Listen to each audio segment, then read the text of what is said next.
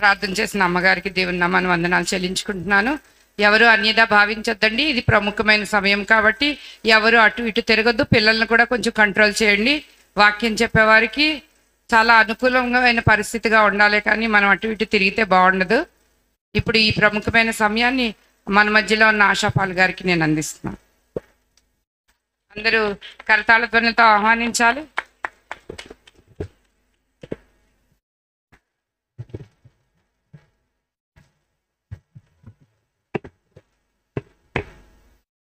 Praise లో హల్లెలూయా, హల్లెలూయా.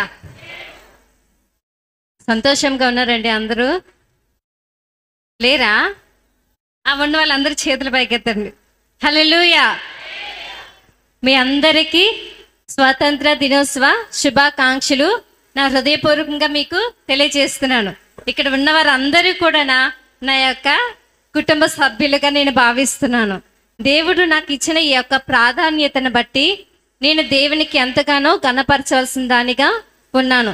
ఏమిటంటే ఈ యొక్క కార్యక్రమంలోని ఈ యొక్క స్త్రీల రిట్రీట్లోని దేవుడు నన్ను ఏర్పాటు చేసుకున్న విధానాన్ని బట్టి, లేక దేవుడు నాతో మాట్లాడి మీతో ఏం మాటలు పంచుకోవాలని ఆశపడుతున్నానో ఆ విషయాన్ని నేను మీకు తెలియచేయడానికి సంసిద్ధంగా ఉన్నాను. మీరు వినడానికి సిద్ధంగా ఉన్నారా?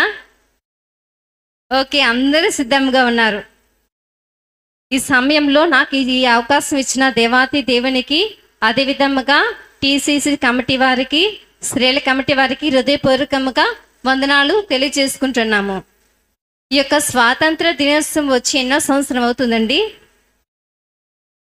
78, 38, 99, 79వ సంవత్సరం వచ్చింది. అయితే 79వ సంవత్సరంలో నుండి స్త్రీలకి ఎటువంటి ప్రాధాన్యత ఉన్నదనే విషయాన్ని మీరు గమనించగలరా? నానాటికి ఆనాటి కాలానికి ఈనాటి కాలానికి స్త్రీల యొక్క ప్రాధాన్యత పెరుగుతూ వస్తుందా, ఇంకా తగ్గుతూ వస్తుందా? పెరుగుతూ వస్తుంది.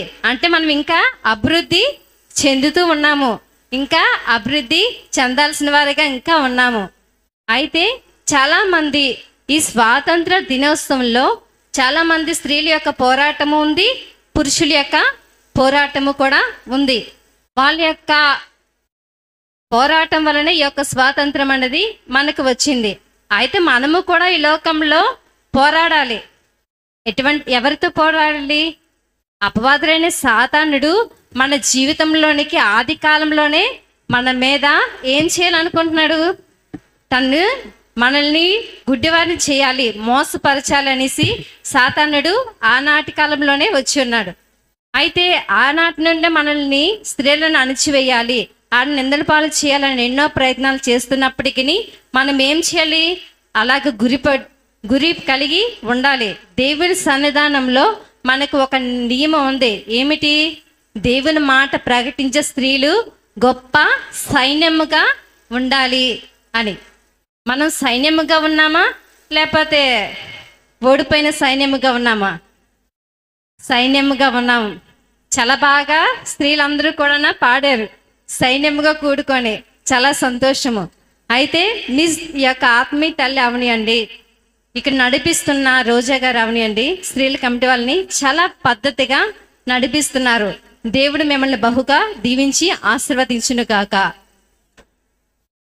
ఈ సమయంలో రేజింగ్ అండ్ ఆర్మీ టీం తరపున మేము ఇక్కడికి వచ్చి ఉన్నాము. మేము ఎంతో దూర ప్రాంతం నుండి ఈ యొక్క వాక్యాన్ని పంచుకోవడానికి మేము వచ్చాం. ఎందుకు వచ్చామనే విషయాన్ని మీకు తెలుసండి? తెలీదా?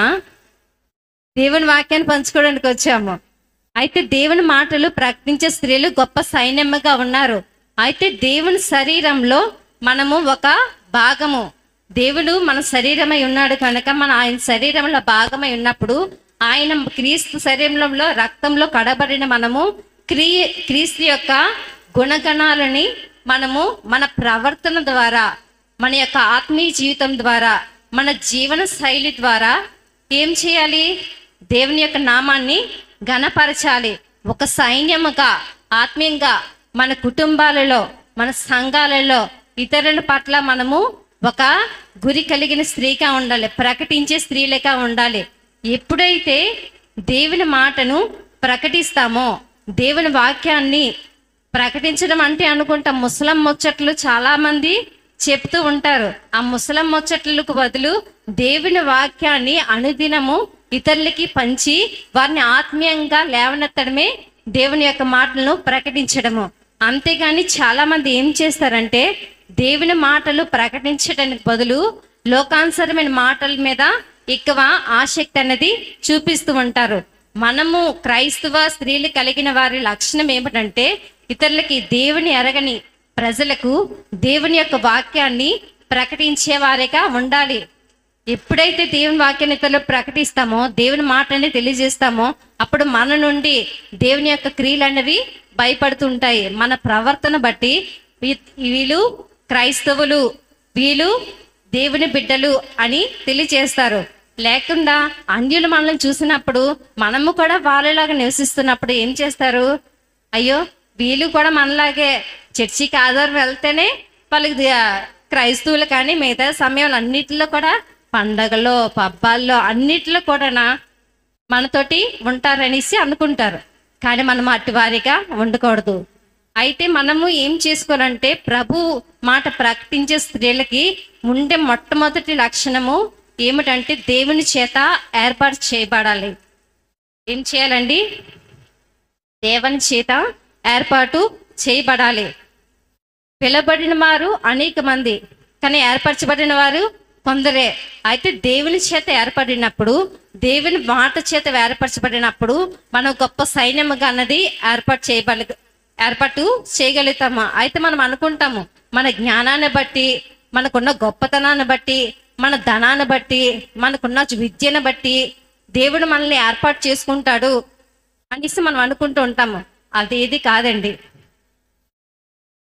దేవుని యొక్క ఉచితమైన కృప ద్వారా ఆయన యొక్క ఏర్పాటులోని మనము కూడా ఏర్పాటు అనేది చేయబడాలి. దేవుని చేత ఏర్పాటు చేయబడినప్పుడు, దేవుని చేత వాడబడినప్పుడు దేవుని యొక్క ధన్యత అన్నది మనకి ఎంతగానో ఉంటుంది. మనం అనుకుంటాం చాలా మంది దేవునికి పని చేయాలండి, దేవుని సేవ చేయాలని ఆశ నాకు ఉందండి అని అంటారు. దేవుని పని చేయాలన్నా, దేవుని సేవ చేయాలన్నా దేవుని యొక్క ఎన్నిక అన్నది నీలో ఉండాలి. ఆ ఎన్నిక ఎలా ఉండాలి అని అంటే దేవుడు నీ చేత ఏర్పాటు చేయబడాలి. నిన్ను ఎన్నుకునే లక్షణాలు నీలోని ఉండాలి. ఎప్పుడైతే నీలోని దేవుని ఏర్పాటు చేసుకోవడానికి నీలో కొన్ని లక్షణాలు ఉన్నప్పుడు దేవునికి ఏర్పాటు చేయబడతావు. అయితే నీలో దేవుని చిత్తానుసరమైన జీవితము, దేవుని అనుసరించే జీవితము, దేవుని పని చేయాలి, ఏర్పాటు చేయబడాలి.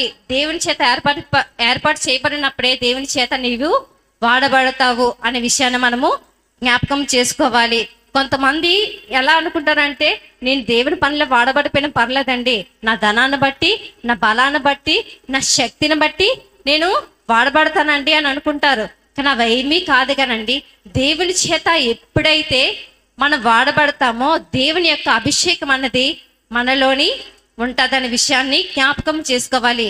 అయితే ఆనాడు ఇజ్రాయేల్ ప్రజల్ని కానాను దేశానికి నడిపించడానికి దేవుడు ముగ్గురిని ఏర్పాటు చేసుకున్నారు. ఎవరండి? మోషే, అహరోను, మిరియాము. అయితే దేవుడు మేకా గ్రంథం 6వ అధ్యాయము 4వ వచనంలోని చెప్తున్నారు ఏమిటంటే నేను ఇజ్రాయేల్ ప్రజలను నడిపించడానికి మోషేను, అహరోనును, మిరియామును ఏర్పాటు చేసుకుంటున్నాను. ఇక్కడ చాలా మంది స్త్రీలు కూడా ఉన్నారు అనేసి ప్రభు మాట్లాడుతున్నారు. ఒకసారి చదవండి 6వ అధ్యాయము, మేకా 6వ అధ్యాయము 4వ వచనము. ఐగుప్తు దేశంలోనికి మిమ్మల్ని నేను రప్పించి తిని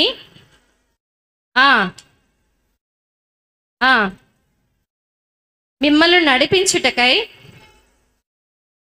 అహరోనును, మిరియామును పంపించున్నాను అనేసి పరిశుద్ధాత్మ దేవుడు మనకు తెలియజేస్తున్నారు. అయితే ఇజ్రాయెల్ ప్రజలు 6 లక్షల మంది కాలబలము కలిగిన వారు.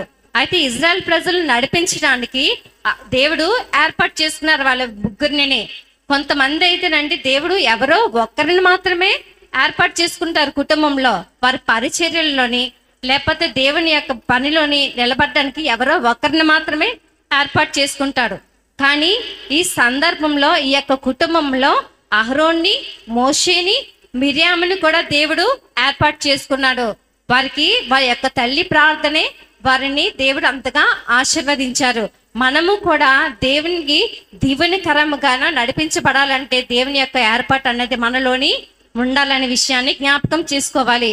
ఈ వాక్యం వింటున్న మనలోని దేవుడు మనతో ఏమని ఆశపడుతున్నారనే విషయాన్ని మన జ్ఞాపకం చేసుకుంటే, నీ కుటుంబం క్షేమాభివృద్ధి కొరకు, లేకపోతే నీ యొక్క ఇతరుల కొరకు, మీ యొక్క వీధిలో ఉన్నవారి కోసము, దేశం కొరకు, సంఘం కొరకు నీవు ఏర్పాటు చేయబడాలి. దేవుని కొరకు ప్రయాసపడాలి, ప్రయత్నం చేయాలి. దేవుని పని నేను ఎలాగైనా చేయాలని, దేవుని చేత ఏర్పాటు చేయబడాలని క్వాలిటీస్ నీలోని ఉండాలి. దేవుని చేత దేవుని పనిలో ఏర్పాటు చేయబడాలంటే మనలో ఉండాల్సిన క్వాలిటీస్ ఏంటంటే, దీనత్వం ఉండాలి, తగ్గింపు ఉండాలి. నీలో దైవత్వం చూసినప్పుడే దేవుడు ఏం చేస్తారంటే, నీలోని దైవత్వము, భయభక్తులు అనేవి నీలో కూడా వాడబడాలి.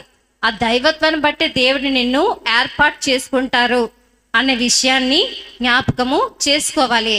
అనేక మందిలు ఏంటంటే చాలా మంది ఏమనుకుంటారంటే, మేలు ఏ విధముగా వస్తుందండి, నేను ఏ విధము చేత నా జీవితాన్ని కట్టుకోవాలి అనేసి చాలా మంది అనుకుంటారు. నేను దేవుని చేత వాడబడాలి అంటే ఎలా వాడబడాలి? దేవుని పనిలోనే అంటే మన దీనత్వము, దైవత్వమును దేవునికి చూపిస్తూ దేవుని చేత మనము ఏర్పరచబడాలి. మనము జ్ఞాపకం చేస్తాం. ఉదయకాల సమయంలో మీకు పాస్టర్ గారు తెలియజేశారు, దెబోరా స్త్రీని ఆ యొక్క వృక్షం, సర్లే వృక్షం క్రింద ఉన్నప్పుడు ఇజ్రాయేల్ ప్రజలు ఎంతో బానిసత్వంలోని వారు ఉన్నారు. ఆ బానిసత్వంలో ఉండేటప్పుడు వారికి శ్రమలు, చెరలోనికి వెళ్ళిపోతారు. ఆ చెరలోని ఉన్నప్పుడు ఆ యొక్క స్త్రీ దగ్గరికి వచ్చి వాళ్ళు న్యాయం కోసము, తీర్పు కోసం వాళ్ళు వచ్చినప్పుడు ఆ యొక్క ఏర్పాటులోని ఎవరున్నారు? దెబోరా ఆ యొక్క బారాకుని పిలిపించి, నీవు ఆ యొక్క కొండ మీదకి పోయి 10,000 మంది సైన్యం తీసుకొని వెళ్ళి యుద్ధం చెయ్యు. ఆ యొక్క బారాకుని ఏర్పాటు చేస్తే ఆ యొక్క వ్యక్తి ఏం చేస్తారంటే, ఈ యొక్క బారాకు నీవు కూడా నాతో వస్తే నేను యుద్ధము చేస్తాను అనేసి చెప్తాడు. నువ్వు కూడా నాతో రా అని బారాకు అంటే, ఆ యొక్క దెబోరా అంటది, నువ్వు వెళ్తున్న ప్రయాణం బట్టి నీకు ఘనత అన్నది రాదు, నిన్ను బట్టి ఘనత అనేది రాదు. కానీ ఆ ఘనత ఎవరికి వస్తుంది? ఆ యాయేలు అనే స్త్రీకి ఘనత అనేది వస్తుంది. అంటే దేవుడు బారాకుని ఏర్పాటు చేసుకున్నాడు. అయితే ఆ దెబోరా బారాకుని ఏర్పాటు చేసుకుంటే దేవుడు ఎవరిని ఏర్పాటు చేసుకున్నాడు? ఆ యొక్క యాయేలు స్త్రీని ఏర్పాటు చేసుకున్నాడు. మన జీవితంలో కూడా మనల్ని దేవుడు కొన్ని సందర్భంలో ఏర్పాటు చేసుకుంటుంటే మనం ఏం చేస్తామంటే, మన పిరికితనాన్ని బట్టి, మన భయాన్ని బట్టి, మనకి శక్తిహీనతను బట్టి మనం ఏం చేస్తామంటే, నేను ఈ పని చేయలేనండి, అసలు నేను ఎక్కడ మాట్లాడలేనండి, నా వల్ల కాదండి అని ఏం చేస్తామంటే వెనక్కి తగ్గిపోతూ ఉంటాము. మనము ఈ పని చేయలేను, నేను ఇది చేయలేను అనేసి ఎప్పుడైతే బద్ధకముతో, నీరసముతో ఉండిపోతామో అప్పుడు దేవుడు నిన్ను బట్టి ఘనత రాదు. కానీ దేవుడు వేరే ఒకరిని ఏర్పాటు చేసుకొని దేవుని మహిమకార్థంగా ఉంటారనే విషయాన్ని జ్ఞాపకం చేసుకోవాలి. ఏ విషయంలో మీకు ఎటువంటి పరిస్థితులు మీ ముందుకు వస్తున్నప్పుడు కానీ దేవుని పనిలోని మీరు ఏం చేయాలంటే, నేను రానండి, నేను విజిటింగ్కి రాలేనండి, ఈరోజు ప్రార్థనకి రాలేనండి, ఈ యొక్క కార్యక్రమంలో నేను పాల్గొనలేనండి, ఈరోజు ఆన్లైన్ ప్రేయర్కి నేను లేగలేకపోయినండి అని కొన్ని సాకులు అన్నవి చెప్తూ ఉంటారు. కానీ ఆ సాకులు అన్నవి మనము చెప్పకుండా ఈ ఒక్క క్షణము ప్రార్థన బట్టి నా కుటుంబం అన్నది నిలబడుతుంది, నా కుటుంబం బాగుపడుతుంది, నా ఆత్మీయ జీవితము నేను ఏర్పాటు చేసుకోగలను, నా యొక్క సంఘాన్ని, నా కుటుంబాన్ని నా ప్రార్థన జీవితంతో కట్టుకోగలను అనే విషయాన్ని మనము జ్ఞాపకము చేసుకోవాలని మీకు తెలియజేస్తున్నాను. అయితే మనము ఏం చేస్తామంటే, చుట్టూ ఉన్న పరిస్థితులు ఎలాగున్నా కానీ నీతి కొరకు, యథార్థత కొరకు మనము నిలబడే వారిగా ఉండాలి. చాలా మంది ఏం చేస్తారంటే, చుట్టూ పరిస్థితులు ఎలా ఉన్నా కానీ నేను మాత్రము వారిలాగే ఉండాలి. వారు డ్యాన్సులు వేస్తారు, వివాహాల్లో డ్యాన్సులు వేస్తారు, వీరు అక్కడ క్లబ్బులకి వెళతారు, వారి సినిమా హాల్కి వెళ్తూ ఉంటారు. వాళ్ళు కూడా దేవుని బిడ్డలే కదండి, వాళ్ళు కూడా దేవుని బిడ్డలే వెళ్తున్నప్పుడు నేను వెళ్తే ఏమైందండి అనేసి వాళ్ళకి వచ్చిన ఉగ్రతే నాకు కూడా వస్తుంది, వాళ్ళకి వచ్చిన మేలు వస్తే నాకు కూడా మేలు వస్తుంది అని ఇతరులను ఆధారం చేసుకొని ఇతరులను బట్టి వారు ఏం చేస్తారంటే వాళ్ళని ఆధారము చేసుకొని వెళ్తూ ఉంటారు.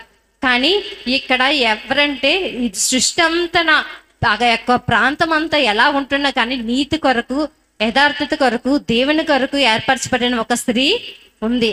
ఆమె హుల్దా. ఆమెకి ఒక ప్రవక్తని ఆమెని దేవుడు ఏర్పాటు చేసుకున్నాడు. ఇజ్రాయిల్ ప్రజల మీదకి రాబోతున్న ఉగ్రత గురించి ప్రకటించే స్త్రీగా తన ఉంది. అయితే ఆ యొక్క ప్రాంతంలో ఆ యొక్క రాజు ఎవరంటే యోవాషు. హోషేయ అనే ప్రవక్త, యోషియా అనే రాజు తన యొక్క మందిరముని బాగు చేస్తున్న సమయంలో తనకి ధర్మశాస్త్ర గ్రంథం అన్నది బయటపడుతుంది. ధర్మశాస్త్ర గ్రంథం బయటపడినప్పుడు అక్కడ ఉన్న శాస్త్రి అనే సాపాను ప్రధాన యాజకుడు అక్కడ ఉండే ఆ యొక్క గ్రంథాన్ని తెరిచి చదువుతూ ఉంటారు. చదువుతూ ఉన్నప్పుడు ఆ యొక్క రాజు సింహాసనమును దిగి బట్టలు చింపుకొని ఆ యొక్క వాక్యాన్ని వింటున్నాడు. అయితే తన వాక్యాన్ని వింటున్నప్పుడు ఈ యొక్క గ్రంథం వివరణ నాకు పూర్తిగా తెలియాలి, దీని గురించి నా పితరులు ఈ యొక్క గ్రంథంని వెనకే ఈ యొక్క వాక్యంలో ఉన్న లోతైన విషయాలు గ్రహించకే వారు మా పితరులు చాలా దేవునికి ఉగ్రతకి గురై ఉన్నారు. నేనైతే అలా ఉండకూడదు, నా జనం మీదకి ఏ ఉగ్రత రాకూడదు, నేను దీని యొక్క వివరణ పూర్తిగా నేను తెలుసుకోవాలి అనేసి తన ప్రచారం చేస్తున్నప్పుడు ఆ కాలంలో ఎవరంటే ఇర్మియా ప్రవక్త, యెషయా ప్రవక్త, విలాప ప్రవక్త ఉన్నాడు. ఆ ప్రవక్త మరి జెఫన్యా అనే ప్రవక్తలు ఇద్దరు కూడా నా కాలంలో ఉన్నారు. అయితే వారు ఆ కాలంలో ఉన్నప్పుడు వారు ఏం చేస్తారంటే దేవుడు వారిని నియమించిన ప్రదేశాలకు వారు వెళ్ళిపోతారు. వారు ఆ ప్రదేశాలకు వెళ్ళిపోయిన తర్వాత ఎవరిని ఈ యొక్క గ్రంథ వివరణ తెలుసుకోవాలి, ఎలాగ నాకు తెలియస్తుంది అని వాళ్ళు ఎదురు చూస్తున్నప్పుడు అప్పుడే దేవుడు ఒక స్త్రీని పరిచయం చేస్తున్నారు. ఆమె హుల్దా. అయితే ఆ స్త్రీ మనకు జ్ఞాపకం చేసుకున్నట్లయితే 2 రాజుల గ్రంథము 22వ అధ్యాయము 2 రాజుల గ్రంథము 22వ అధ్యాయం 14వ వచనంలో ఆ యొక్క స్త్రీ గురించి 2 వచనాలను మనకి కనబడుతుంది. చదవండి. 2 రాజుల గ్రంథము 22వ అధ్యాయం 14వ వచనము. కాబట్టి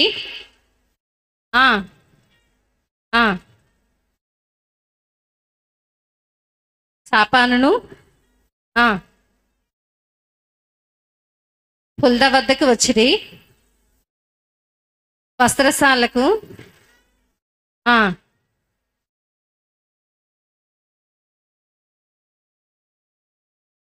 చాలమ్మా.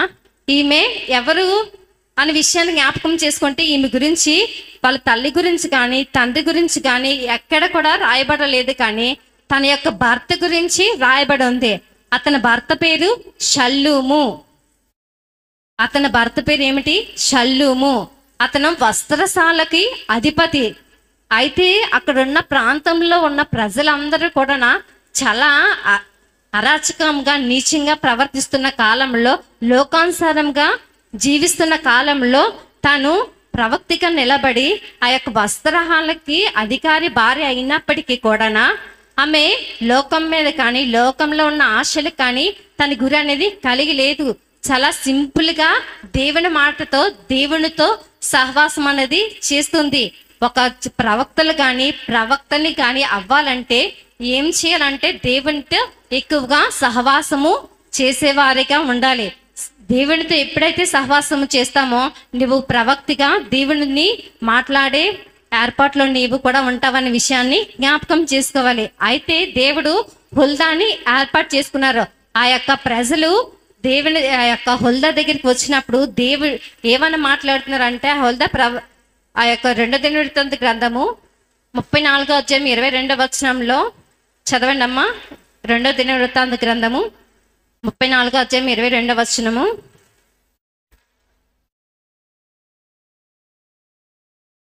చదవండి. హిల్కీయాను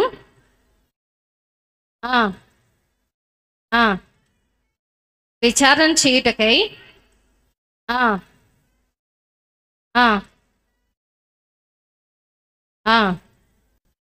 షల్లూమ్ యొక్క ఆ, అమ్మ కింద వచనం చదవండి. చాలండి, అయితే ఎక్కువ టైం వేస్ట్ చేయాలనుకోవట్లేదు. అయితే ఈ దేశం మీదకి వస్తున్న కోపాన్ని రాజులు ఎదుట పెట్టింది. దేవుని ఉగ్రత ఈ రాజ్యం మీదకి రాబోతుంది. మీరు ఇప్పటి నుండే బయలుపడండి. దేవుని యొక్క ఉగ్రత రాకముందే మీరు సిద్ధపడండి అనేసి ఆ యొక్క జీవ గ్రంథం యొక్క ధర్మశాస్త్ర గ్రంథం యొక్క వివరణ ఆ యొక్క స్త్రీ తెలియజేస్తుంది.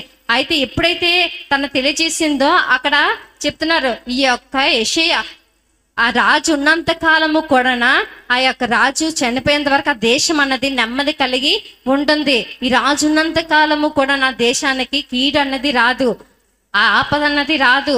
కనుక అతను ఆ వాక్యాలు ధర్మశాస్త్ర గ్రంథం వాక్యం వినని వెంటనే దేవుడు ఆ దేశాన్ని నెమ్మది కలుగు చేసినట్లుగా మనకి కనబడుతుంది. అంటే దేవుడు అక్కడ ఉన్న చాలా మంది పురుషులు ప్రవక్తలుగా ఉన్నారు, కానీ దేవుడు ఎవరిని ఏర్పాటు చేసుకున్నారు? ఆ యొక్క హుల్దాని దేవుడు ఏర్పాటు చేసుకున్నారు. దేవుని యొక్క ఏర్పాటులో ఉండవలసిన వ్యక్తులు వేరే, దేవుడు ఏర్పాటు చేసుకున్న వ్యక్తి వేరే. మనము కూడా దేవుని మాటల్లో ప్రకటించేటప్పుడు, మనము దేవుని మాటల్ని వివరించేటప్పుడు దేవుడు మనల్ని ఏర్పాటు చేసుకునే విధానము కొన్ని రకాలుగా ఉంటాయి. అయితే ఆ దేవుని మాటలు మనము ఏం చేయాలంటే ప్రకటించేటప్పుడు మనలోని దేవునికి కలిగిన క్వాలిటీస్ మనము కలిగిన వారిగా ఉండాలి. అప్పుడు దేవుడు మనల్ని ఏర్పాటు చేసుకుంటారనే విషయాన్ని మనము జ్ఞాపకం చేసుకోవాలి. రెండవదిగా ఏమిటంటే కష్టించే మనస్తత్వం మనలోని ఉండాలి. మీరు గత వారం రోజుల నుండి అనుకుంటాను చాలా ఈ యొక్క ప్రోగ్రాం కోసం చాలా కష్టపడ్డారు. ఎన్నో చోట్లకు వెళ్ళి దేవుని యొక్క మాటలు ప్రకటించారు. మా యొక్క మందిరానికి రండి, మా యొక్క చర్చికి రండి, ఈ యొక్క కార్యక్రమాలు ఎప్పుడు మేము 1 డే చేసుకుంటాం కానండి, ఈ రోజు 3 days చేసుకుంటున్న ఇయర్ మీరు అందరూ రావాలి. మేము ఎలా ఏర్పాటు చేస్తున్నామో మా ఉద్యమాన్ని, మా పాటలని అన్నిటిని కూడా మీరు వినండి అనేసి ఎంతమందికి చెప్పుంటారో. అయితే మీ అంత ప్రయాసకు తగ్గట్టుగా దేవుడు మీకు ప్రతిఫలం అనేది ఇస్తారు. అయితే కష్టించే స్వభావము ప్రతి ఒక్కరి జీవితంలో కూడా ఉండాలి. ఆ దేవుని పనిలోని దేవుని కొరకు ఏర్పాటు చేయబడినప్పుడు దేవుని పనిలో నువ్వు కష్టించే స్వభావం అన్నది కలిగిన వారిగా ఉండాలి. దేవుని మందిరం పని చేసేటప్పుడు ఆ పనిలోని నీ స్థితి ఏదైనా కానీ ఆ స్థితిలో నీవు ఎలాగుండాలి? నమ్మకముగా పనిచేసే వారిగా ఉండాలి. ఆ యొక్క దేవుని మందిరము నాకు తెలిసి 1 year అవుతుంది మళ్ళీ రీకన్స్ట్రక్షన్ చేసి ఈ యొక్క మందిరమును. అయితే దేవుని పనిలోని ఆ యొక్క ఏర్పాటు చేసిన పనివారు మాత్రమే చేస్తారండి, మా పని లేదండి అని ఎవ్వరు కూడా అనుకోనక్కరలేదు. ప్రతి ఒక్కరు కూడా ఆ యొక్క దేవుని మందిరంలో పని చేయాల్సిన బాధ్యత స్త్రీలని దేవుడు ఎన్నుకున్నారనే విషయాన్ని మనము జ్ఞాపకము చేసుకోవాలి. అయితే మనము ఏం చేయాలంటే దేవుని పనిలో కష్టించే వారిగా ఉండాలి. ఒక బైబిల్ గ్రంథంలో ఒక స్త్రీ ఉంది. అయితే ఆ యొక్క స్త్రీ పేరు రాయబడి లేదు, కానీ ఆ తండ్రి పేరు రాయబడి ఉంది. ఆవిడ ఎవరంటే షల్లూము కుమార్తెలు. వారు ఏం చేస్తున్నారంటే యెరూషలేము పట్టణము బానిసత్వంలోని 70 సంవత్సరాలు బబులోని దేశంలో బానిసత్వంలోనికి వెళ్ళిపోయిందండి. 70 సంవత్సరాలు బానిసత్వంలో ఉన్నప్పుడు అక్కడ రాజులు యోధా రాజులు అందరూ కూడా వారు చాలా అరాచకంగా నీచంగా ప్రవర్తిస్తున్న కాలంలో ప్రవక్తలు కానీ దైవజనులు కానీ ఎవ్వరు కూడా ఎన్నో మాటలు చేస్తున్నా కానీ వారు ఏం చేయలేదంటే దేవుని మాట అన్నది ఆలకించట్లేదు. అప్పుడు దేవునికి కోపం వచ్చి వారిని చెరకు అప్పగించేస్తాడు. బబులోను రాజు వారిని చెరలోనికి బంధించి ఆ యొక్క రాజులని బందీగృహంలోని బంధించేస్తారు. అయితే ఆ ప్రవక్తలందరూ కూడా ఆ కాలంలో ప్రార్థించేటప్పుడు మా యొక్క బానిసత్వం నుండి ప్రభా విడిపించి మా ప్రజలు విడిపించి అని ప్రార్థిస్తే అప్పుడు దేవుడు కోరేషు రాజు ద్వారా ఆ యొక్క ప్రజలకి విడుదల అనేది కలుగు చేశాడు. అయితే వాళ్ళు విడుదల పొందిన తర్వాత ఆ నెహెమ్యా గ్రంథం 3వ అధ్యాయంలో మనం చూసుకున్నట్లయితే నెహెమ్యా గ్రంథము 3వ అధ్యాయంలోనే ఆ కాలంలో నెహెమ్యా ఎజ్రా అని ఇద్దరు కూడా ఇజ్రాయెల్ ప్రజల్ని నడిపిస్తున్నారు. వారిని ప్రార్థన ద్వారా ప్రేరేపిస్తున్నారు. ఏమిటంటే ఈ యొక్క యెరూషలేము గోడలు పాడైపోయి ఉన్నాయి, దేవుని యొక్క మందిరము పాడైపోయి ఉన్నది, కనుక ఈ యొక్క మందిరమును కట్టబడాలి, ఈ యొక్క మందిరమును కట్టబడాలి, ఈ గోడల్లో కట్టబడాలి అనే ఉద్దేశంతో వారి ఒక పని పూనుకున్నారు. అయితే వారందరూ కూడా దేవుని పనిలోని ఏకమై ప్రార్థన చేస్తున్నారు. ప్రార్థించినప్పుడు దేవుని సన్నిధానంలో కొనసాగుతూ ఉన్నప్పుడు చాలా మంది ఏంటంటే ద్వారాలు కడుతున్నవారు మరికొందరు, అయితే గోడలు కడుతున్నవారు మరికొందరు.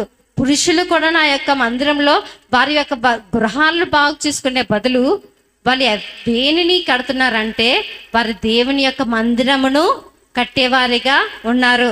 చాలా మంది ఏమిటంటే మీ మందిరాన్ని పాడు చేసుకోండి అనేసి చెప్తే మనం ఏంటంటే ముందు మా ఇల్లు శుభ్రం చేసుకొని ఇవ్వండి, మా ఇల్లు బాగుంటే అప్పుడు మేము బాగుంటే అప్పుడు మా మందిరాలు ఏవో చూద్దాంలేండి, దాన్ని చేయడానికి మేము చౌకీదారులు పెట్టుకున్నాము, కమిటీ వాళ్ళు ఉన్నారు, మా పని లేదులేండి, మేమైతే చెయ్యం అనేసి మనం ఏం చేస్తామంటే చక్కగా జారుకుంటాము.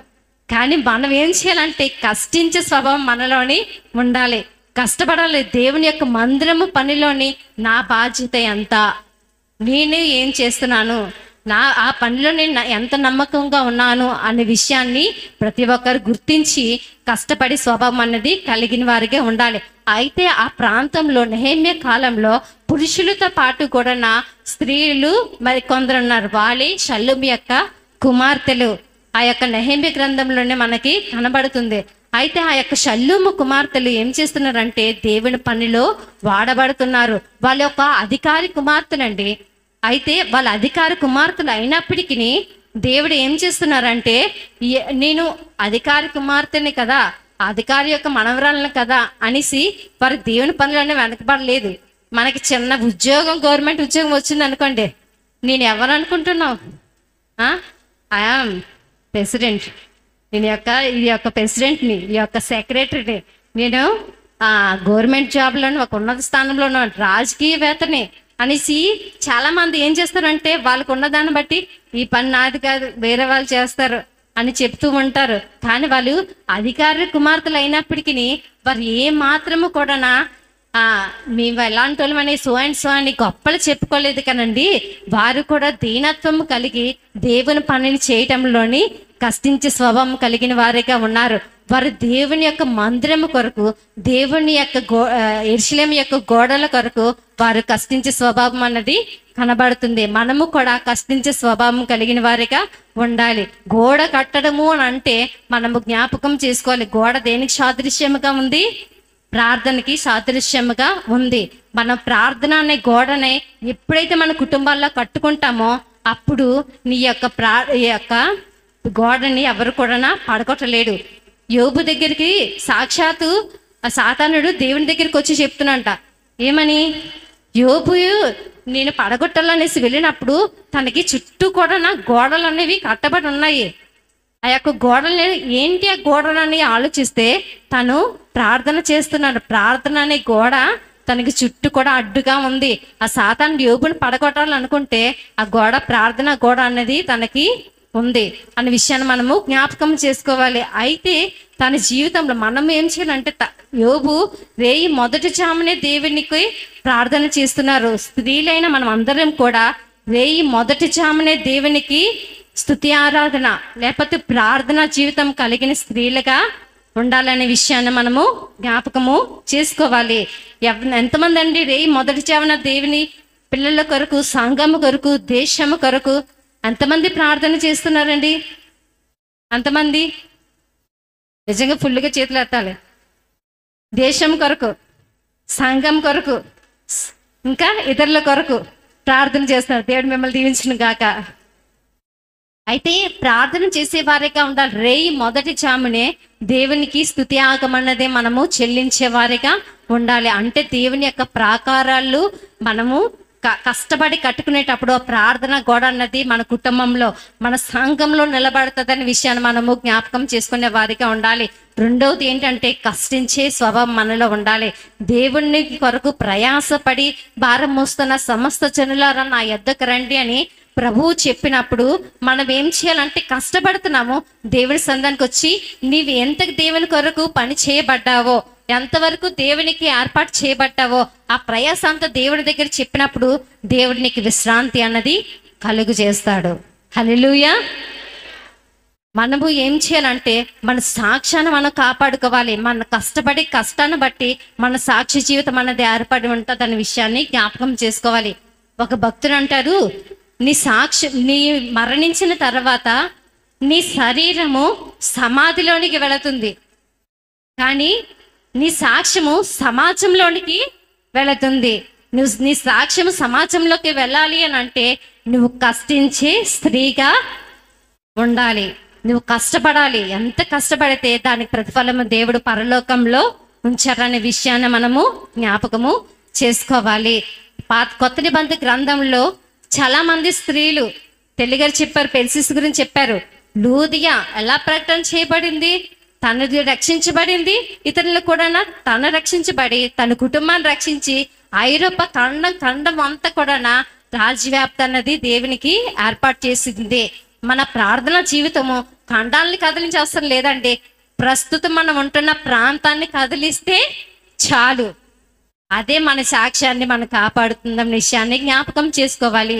ఫిబేని జ్ఞాపకం చేసుకుంటే కెంక్రియాలో ఉన్న సంఘము తన చేత ఏర్పాటు చేయబడింది. నీ చేత నీ కుటుంబం ఏర్పరచబడాలి, నీ సంఘం ఏర్పరచబడాలి, నీ దేశం వ్యాప్తి చెందాలి. అప్పుడే నీ కష్టానికి తగ్గ ప్రతిఫలం అనేది దేవుడు ఇస్తారనే విషయాన్ని మనము జ్ఞాపకం చేసుకోవాలని మీకు తెలియజేస్తున్నాను. అయితే నేను ప్రయాసపడుతున్నానండి, కానీ ప్రయాస తగ్గ ప్రతిఫలం ఉండట్లేదు అని అంటే మనము గురి కలిగిన వారిగా ఉండాలి. మూడవది ఏమిటంటే గురి కలిగిన స్త్రీగా ఉండాలి. అందుకనే ఫిలిప్పీలు రాసిన పత్రికలను పౌలు గారు అంటారు, 3వ అధ్యాయం 13వ వచనంలో మనం చూసుకున్నట్లయితే, ఫిలిప్పీలు 3వ అధ్యాయం 13వ వచనంలో చూసుకుంటే, సహోదరులారా పట్టుకొని ఉన్నానని తలంచుకొనిడి. అయితే 1 వెనుకున్నవి మరిచి ముందున్న వాటికి వేగురుపరుడి. క్రీస్తు యేసునందు దేవుని యొక్క ఉన్నతమైన పిలుపుకు కలుగు బహుమానమును పొందవలనని గురి వద్దకే పరిగెట్టుచున్నాను. చాలా మందికి, కొందరు మందికి గురి ఒకటి ఉంటుందండి.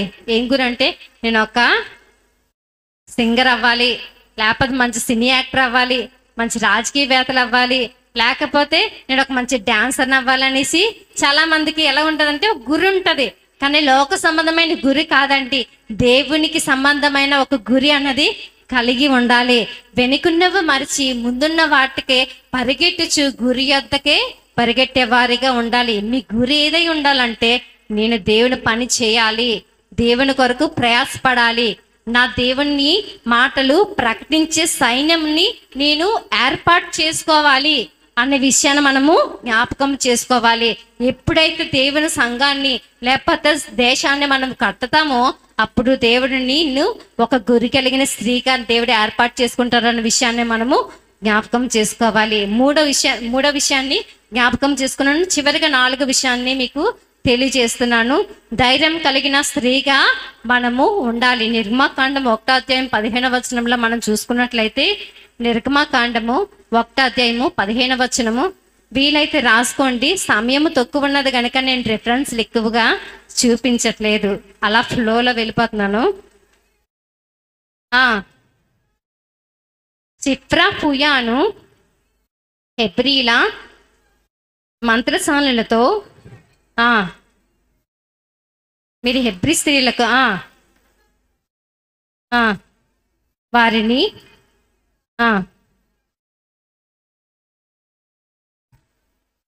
చాలమ్మా చాలు. అయితే ఆ రాజు ఒక ఆజ్ఞ అనేది జారీ చేశారండి. ఏమిటంటే, ఇజ్రాయేలులో మగపిల్లలు ఎవరైతే పుడతారో వారందరినీ కూడా చంపేయండి అని షిప్రా పుయ అనే మంత్రసానులు 20 కూడా రాజు ఆజ్ఞాపించారు.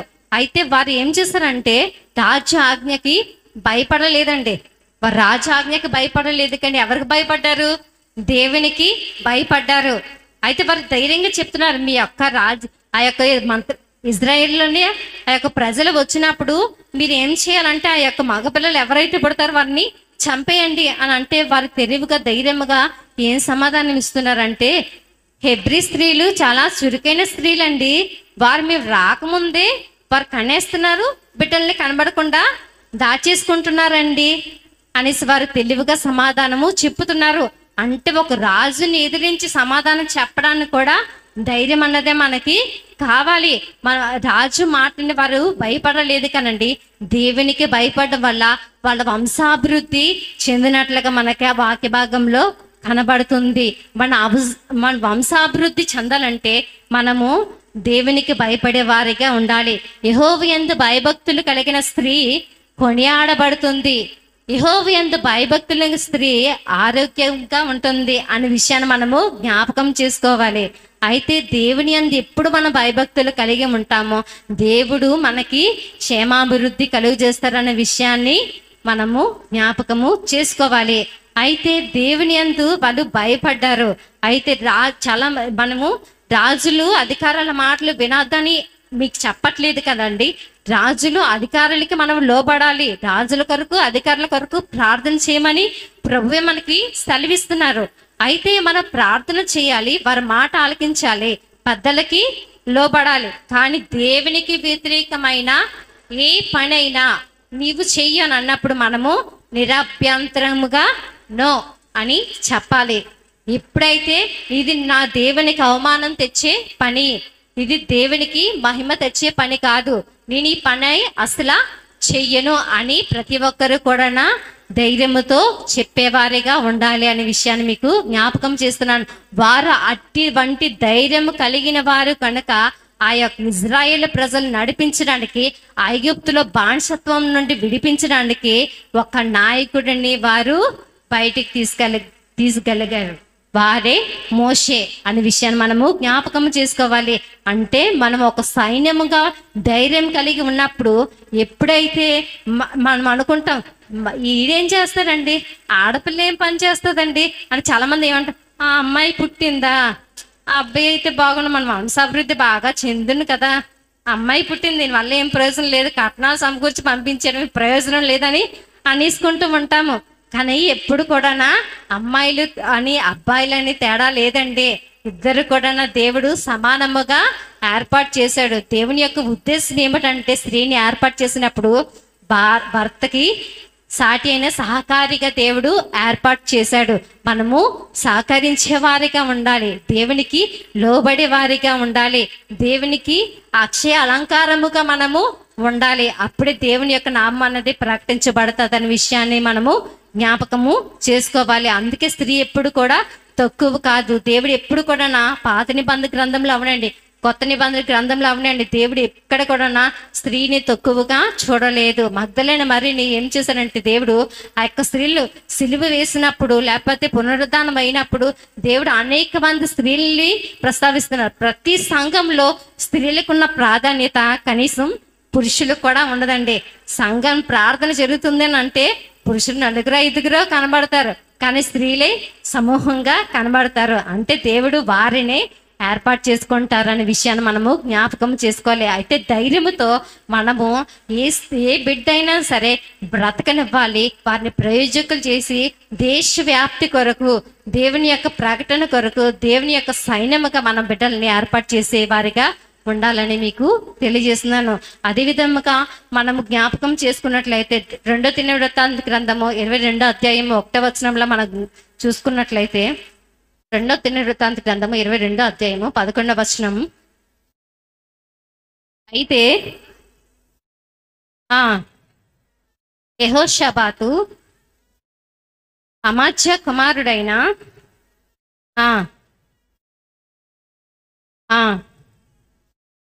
దొంగలించి దాదిని యెహోరాము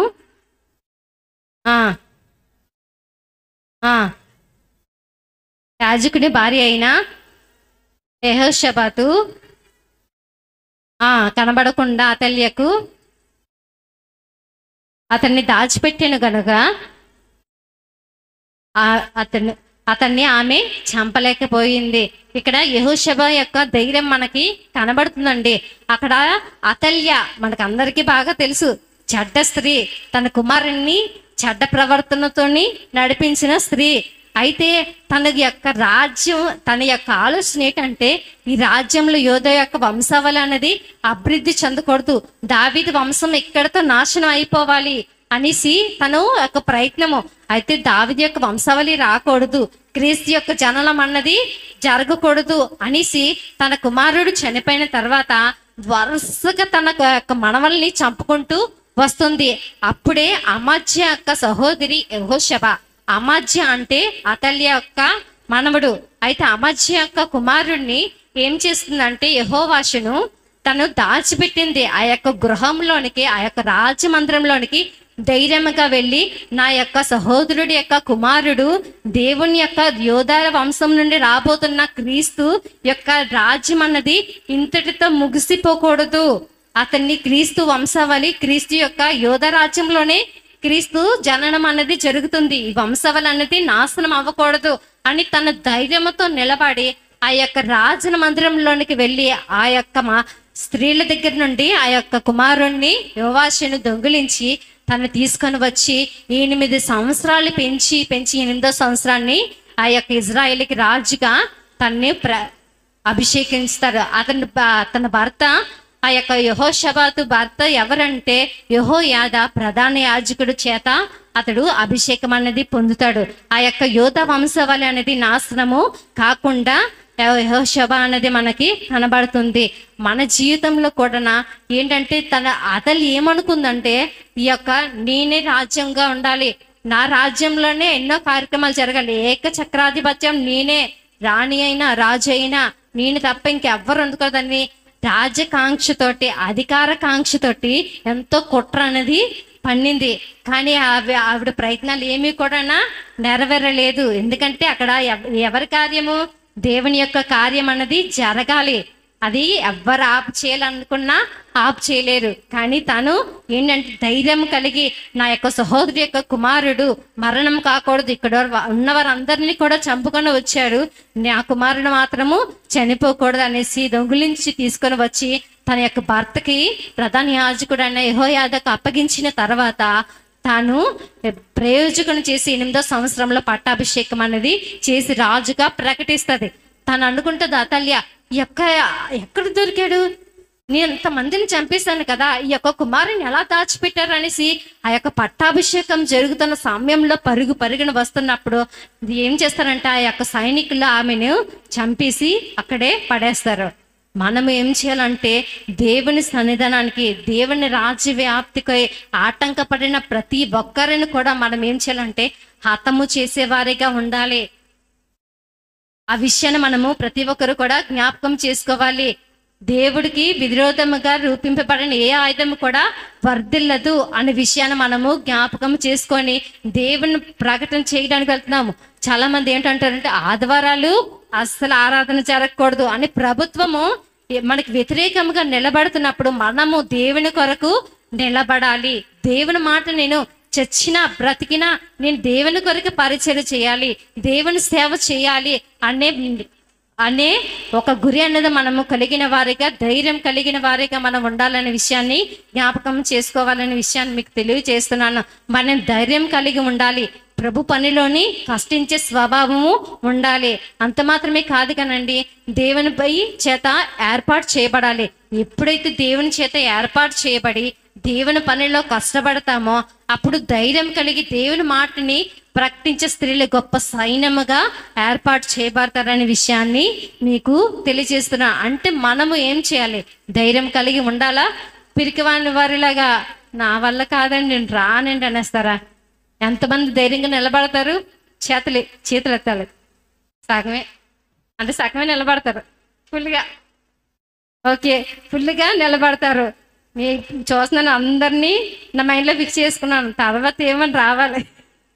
ఈ యొక్క అస్సాం ప్రాంతంలో ఏమిటంటే దేవుని పరిచర్య కానీ ప్రకటన చేయాలన్నా ఏంటంటే మనం భయం ఎక్కువ, ఎందుకంటే వ్యతిరేకతలు ఎక్కువ, ఎందుకంటే ఇక్కడ మనకి భాష రాదండి, దేవుని మాట ప్రకటించాలంటే స్వతంత్రం లేదండి.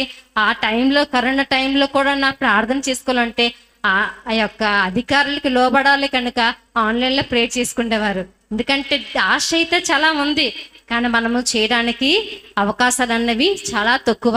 అయితే మనం ఏం చేయాలంటే ధైర్యంతో నా ప్రాణం పోయేంత వరకు దేవుని కోసము నిలబడే వారిగా ఉండాలనే విషయాన్ని మనము జ్ఞాపకము చేసుకోవాలి.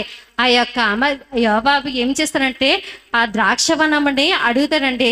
ద్రాక్షవనం అడిగినప్పుడు ఏం చేస్తారంటే ఇది ఎంత మాత్రము కూడా నేను ఇవ్వను, ఇది నా యొక్క స్వాస్థ్యము, దేవుడు నాకు ఏర్పాటు చేసిందని అన్నా అప్పుడు ఏం చేస్తానంటే అతల్య తనని చంపడానికి ప్రయత్నం చేస్తున్నప్పుడు దేవుని యొక్క స్వాస్థ్యము కనుక నేను ఎంత మాత్రము కూడా ఇవ్వను, ఇది ఏమి అనేసి తన ప్రాణాలు తెగించి కూడా నా యొక్క స్వాస్థ్యాన్ని కాపాడుతున్నారు.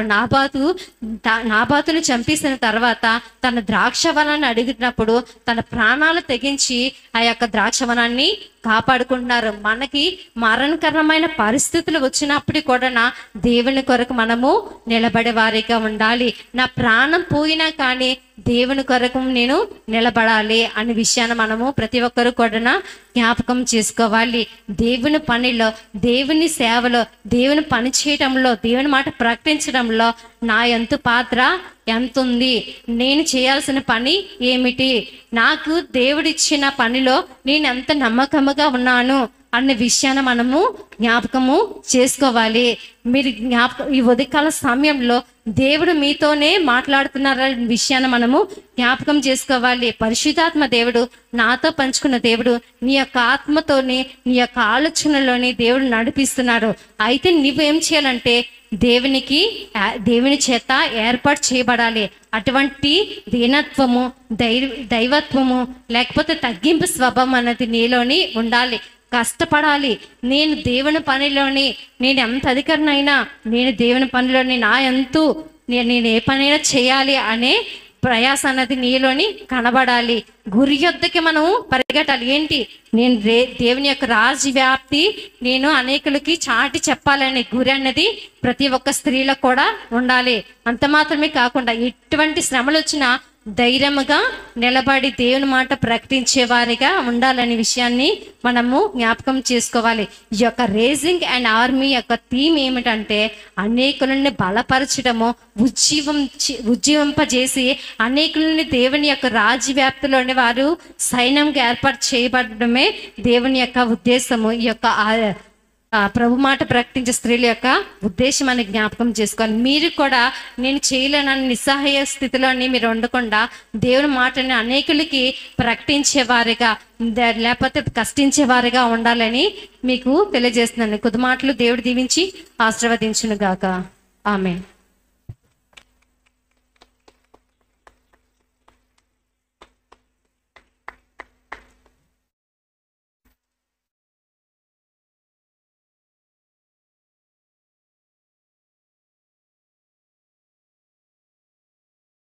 ఇంత చక్కని వాక్యాన్ని మనందరికీ వినిపింపచేసినందుకు మన హృదయాల్లో మరి ఒకసారి మనకు తెలిసిన విషయాలు, కొన్ని తెలియలేని విషయాలను కూడా మరి ఒకసారి అమ్మగారు మనందరికీ జ్ఞాపకం చేసి మన హృదయంలో నూతనమైన విత్తనాన్ని నాటినందుకు దేవుని నామాన్ని వందనాలు తెలియపరుచుకుంటున్నానండి. ఇప్పుడు ప్రార్థన చేసుకుందాం.